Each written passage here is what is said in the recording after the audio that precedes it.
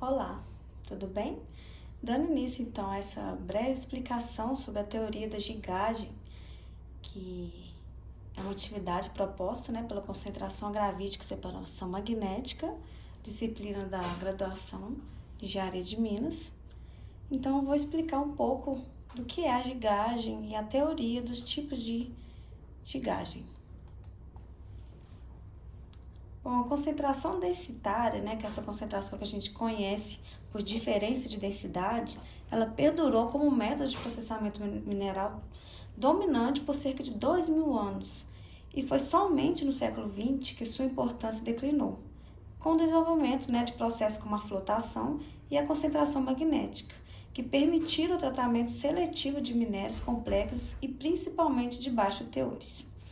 Lá nos primórdios da mineração, o minério moído ele foi misturado com água sob agitação e já revelava que as partículas mais pesadas elas concentravam-se no fundo desses recipientes.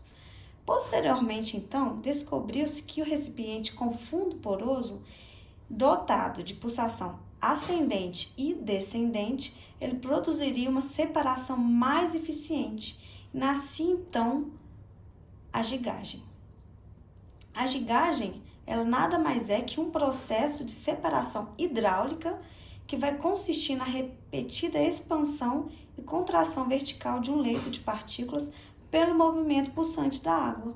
O resultado desse movimento é a estratificação do leito, onde a gente vai ter a separação dos materiais por densidade em ordem crescente do topo à base. Hoje, então, o GIG ele é utilizado como sucesso na pré-concentração de minérios. É um equipamento que possui uma construção barata, além de operação e manutenção relativamente simples. Então, por que é um método tão vantajoso? Quais são essas principais vantagens? É um equipamento, como eu disse, que possui uma construção barata, além de ter uma operação e manutenção relativamente simples.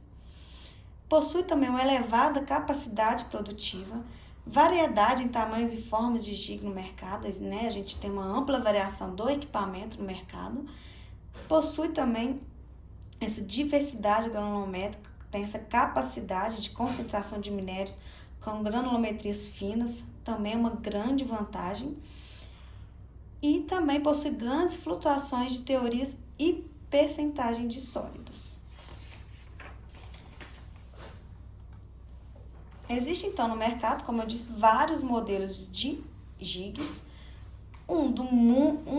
Dos modelos muito utilizados, que são compostos essencialmente pelos mesmos elementos básicos, é o modelo do tipo Denver. Esse equipamento ele consiste em um tanque, você pode ver na imagem, ou conhecido também como arca. Tá? Ele vai ser dividido em duas seções. Uma delas contém uma tela de suporte, que é essa tela aqui, que é conhecida como crivo. Ele vai ser responsável pela sustentação do leito das partículas, onde vai ocorrer a estratificação. A outra seção é onde ocorre a pulsação do leito, que são geradas pelo fluido. Essa pulsação do fluido, aqui você pode ver a entrada da água, que vai ser o fluido utilizado nessa separação. Ele pode ser produzido de diferentes maneiras, dependendo do tipo do GIG. No caso aqui do Denver, a gente pode, por ser mecânico, ele pode ser ocorrido por meio de êmbolo ou pela pulsação da água ou ar. No caso do Denver, a gente tem esse êmbolo e ocorre a entrada do fluido.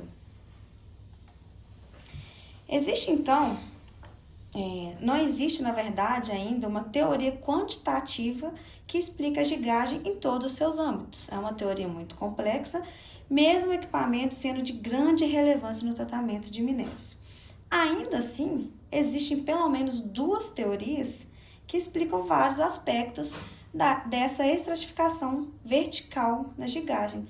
Uma delas é a teoria hidrodinâmica, que tenta descrever a gigagem a partir do comportamento de partículas individuais no fluido, enquanto a outra teoria, que é a teoria da energia potencial, ela vai descrever o comportamento do leito como um todo. Tá bom? Na teoria hidrodinâmica da gigagem, Segundo Sampaio e Tavares, em 2005, essa teoria hidrodinâmica clássica, ela considera inicialmente o movimento de uma partícula individual no leito do Gic. Então, ela vai relacionar o movimento de todas as partículas em conjunto, sendo que a estratificação das partículas, ela vai ocorrer devido a 3 mecanismos básicos. É a sedimentação retardada diferencial, onde uma partícula em sedimentação livre, ela vai ser acelerada em certo período pela ação da gravidade, aumentando assim a sua velocidade até alcançar a velocidade terminal. O outro mecanismo, que é a aceleração diferencial no início da queda. As equações de movimento da partícula determinam os valores dessa aceleração de cada partícula, sendo esse valor regido simplesmente pela sua densidade. Portanto, nesse mecanismo, a densidade ela vai ser o principal fator para que ocorra essa aceleração diferencial. O outro mecanismo é a consolidação intersticial das partículas durante a sucção. Na consolidação, ocorre as partículas finas, elas vão continuar a se sedimentar nos interstícios das partículas grosseiras, que vão se depositar primeiro.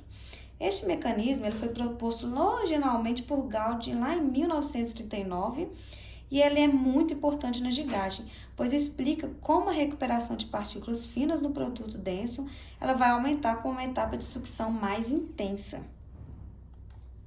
Já a outra teoria da gigagem, que é a teoria da energia potencial, de acordo com Burt, lá em 1984, essa teoria da energia potencial ela pode ser melhor entendida considerando-se uma mistura binária e homogênea, composta de partículas leves com peso e partículas pesadas com peso GD, com um único centro de gravidade, que é o da mistura, a uma altura que vai corresponder à metade da altura do leito.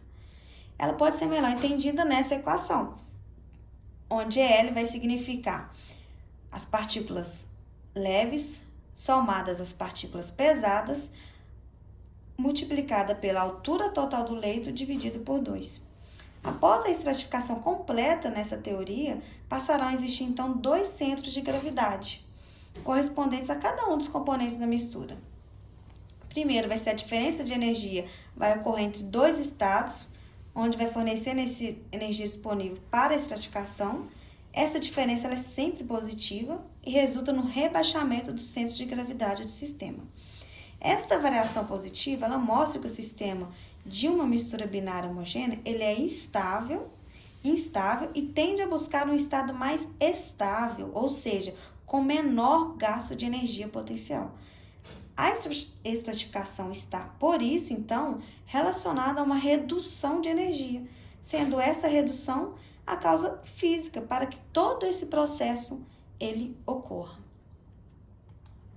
Bom, espero que tenha ficado entendida essa breve explicação dessa excelente técnica que a gente tem no processo mineral. E então, correspondendo então à atividade 2 da disciplina de concentração. Muito obrigada, até mais.